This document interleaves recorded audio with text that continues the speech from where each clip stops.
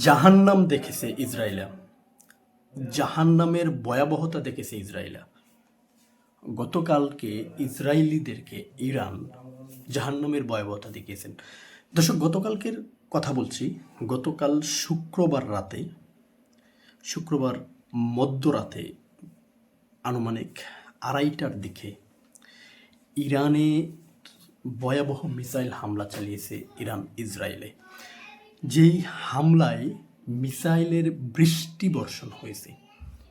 শত শত মিসাইল, শত ড্রোন হামলা চালিয়েছে ইরান ইসরায়েলের বিভিন্ন জায়গাতে। বিশেষ করে ইসরায়েলের নাজারাতের কাছে অবস্থিত জার্জির গ্রাম, যেই এলাকাটার নাম ইসরায়েলের নাজারাতের কাছে অবস্থিত জার্জির গ্রামে ইরানের ক্ষেপণাস্ত্রের আঘাতে কমপক্ষে 33 জন ইসরায়েলি আহত হয়েছেন। তবে কোনো মৃত্যুর খবর এখন পর্যন্ত পাওয়া যায়নি, কিন্তু 33 জন আহত হয়েছেন এবং অসংখ্য বাড়িঘর পুড়ে ছারখার হয়ে গেছে। শুধু বাড়িঘরও নয়, বেশ কিছু যানবাহনে আগুন লেগে গেছে।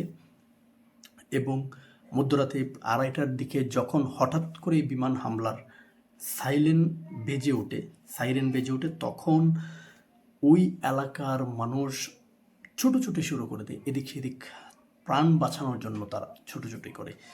ইরানের পাশাপাশি লেবাননের সীমান্তের উত্তর থেকে হিজবুল্লাহরাও হামলা চালায় এখানে। মানে এই যে নিউজটা আমি বলতেছি আপনাদেরকে, এই পুরো নিউজটা এসেছে আল জাজিরাতে। এবং আল জাজিরাতে তারা যে বিষয়গুলো জানিয়েছেন যে শুধু ইরান হামলা চালায়নি, ইরানের সাথে হিজবুল্লাহ তারাও হামলা চালিয়েছে। মানে চতুর্মুখী আক্রমণের মুখে পড়েছিল গতকাল রাতে ইসরায়েলের নাগরিকগণ, ইসরায়েলিরা। এবং এই নতুন এক অভিজ্ঞতা তারা দেখতে পেয়েছে, নতুন এই অভিজ্ঞতা অর্জন তারা করেছে।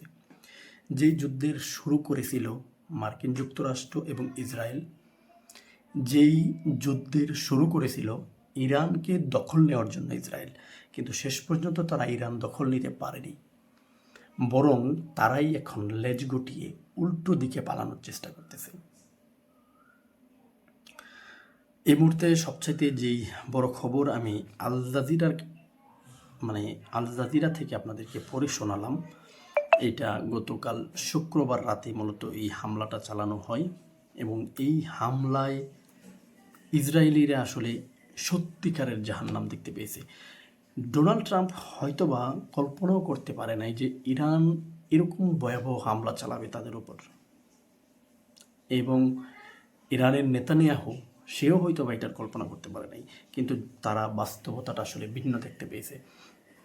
ইরানের সর্বোচ্চ নেতা আয়াতুল্লাহ আলী খামেনিকে হত্যা করার পর ইরান যেই হুঁশিয়ারি দিয়েছিল আমেরিকাকে যে ইরান সর্বশক্তি নিয়ে আক্রমণ চালাবে, ইরান কখনো মাথা নত করবে না।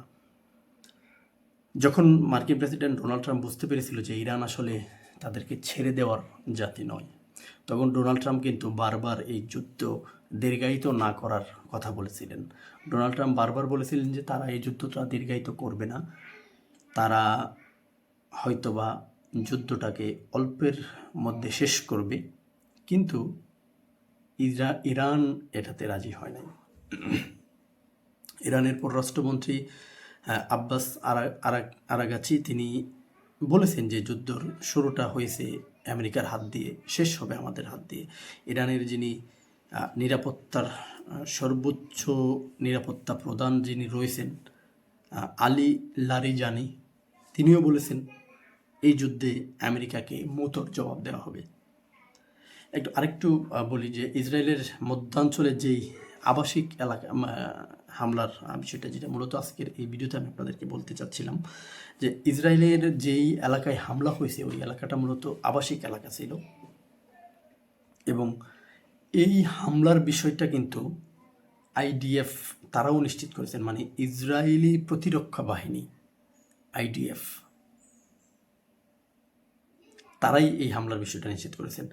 আইডিএফ তারা আরও যে বিষয়টা জানায় যে রাতভর ইসরায়েলকে লক্ষ্য করে ছোড়া কয়েকটি ইরানি ক্ষেপণাস্ত্র শনাক্ত করা হয়েছে।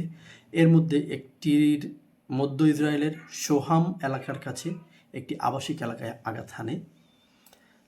তাছাড়া হামলার একটি ভবনের ছাদ উড়ে গেছে, আশপাশের এলাকায় ব্যাপক ক্ষয়ক্ষতি হয়েছে, ওই বিষয়গুলো স্থানীয় গণমাধ্যমে এসেছে। ঘটনার পর ইসরায়েলের হোম ফ্রন্ট কমান্ড ও জরুরি সেবা বিভাগের সদস্যরা ঘটনাস্থলে গিয়ে ক্ষয়ক্ষতির পরিমাণ পরিদর্শন করেছেন এবং এই ঘটনায় ৩৩ জনের মতো আহত হয়েছে। যদিও আহত হওয়ার বিষয়টা আইডিএফ তারা প্রকাশ করে নাই, তারা বলেছে যে আসলে আহত হয় নাই, তারা কোনো হতাহতের সংবাদ পায় নাই। কিন্তু আল জাজিরার যে প্রতিবেদন এসেছে, আল জাজিরার প্রতিবেদনে তারা বিষয়টা নিশ্চিত করেছেন যে ইরানের ক্ষেপণাস্ত্র হামলায় ওই যে আবাসিক এলাকায় হামলা হয়েছে, ওই এলাকার ৩৩ জন ইসরায়েলি নাগরিক আহত হয়েছেন এবং ব্যাপক বাড়িঘর উড়ে গেছে, যানবাহনে আগুন ধরে গেছে। তার চাইতে বড় কথা যে মধ্যরাতে যখন সাইরেন বেজে ওঠে হঠাৎ করে বিমান হামলার রাত ২:৩০টার দিকে, তখন ওই এলাকার ইসরায়েলি নাগরিকরা এদিক সেদিক ছুটোছুটি শুরু করে। তাদের আসলে প্রাণ বাঁচানোর লড়াই শুরু করতে হয় ওই সময়। এবং এই হামলার সবচাইতে আশ্চর্যজনক বিষয় যেটা মানে ইসরায়েলিদেরকে সবচাইতে বেশি অবাক করেছে যে বিষয়টা, যে এই হামলায় ইরানের সাথে লেবাননের সীমান্ত থেকে হিজবুল্লাহরাও ব্যাপক রকেট হামলা চালিয়েছে, যার ফলে রাতভর ওই এলাকাতে ব্যাপক উত্তেজনা বিরাজ করেছেন। তবে আইডিএফ একটা বিষয় জানিয়েছে যে এই হামলাটা মূলত সমন্বিত হামলা ছিল, মানে তারা যেটা বলতে চাচ্ছেন যে হিজবুল্লাহ এবং ইরান পরিকল্পিতভাবে এই হামলা চালিয়েছে।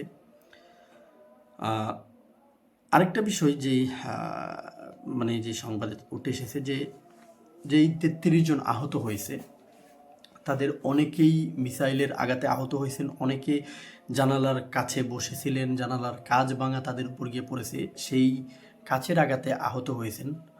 এবং সবচাইতে বেশি একজন নারী, সে গুরুতর আহত হয়েছেন, যার পিঠে মিসাইলের স্প্লিন্টারের টুকরো তার পিঠে ঢুকে গেছে। আর সারা রাত ওই এলাকায় উত্তেজনা বিরাজ করেছিল। মূলত আজকের এটাই ছিল আমাদের এখনকার তথ্য আপনাদের দেওয়ার জন্য। ইরানের পক্ষ থেকে ভয়াবহ পাল্টা জবাব দেওয়া হচ্ছে। আমেরিকা যতই চেষ্টা করুক যুদ্ধবিরতির বা যুদ্ধ বন্ধ করে দেওয়ার, আমেরিকা যতই চেষ্টা করুক পিঠ দেখিয়ে পালিয়ে যাওয়ার, কিন্তু ইরান তাদেরকে শেষ পালানোর সুযোগটুকু হয়তো বা দিবে না। ইসরায়েলকে সবচাইতে মুহূর্তর জবাব দিচ্ছে ইরান। দর্শক যারা দেখছেন এই ভিডিওটি, অবশ্যই আপনারা আমাদের পরবর্তী ভিডিও যদি দেখতে চান, আপনারা আমাদের চ্যানেলটি সাবস্ক্রাইব করে রাখবেন, বেল আইকনটি দিয়ে রাখবেন এবং এই ভিডিওটি অবশ্যই সবার সঙ্গে শেয়ার করবেন। পছন্দ হলে একটা লাইক দেবেন।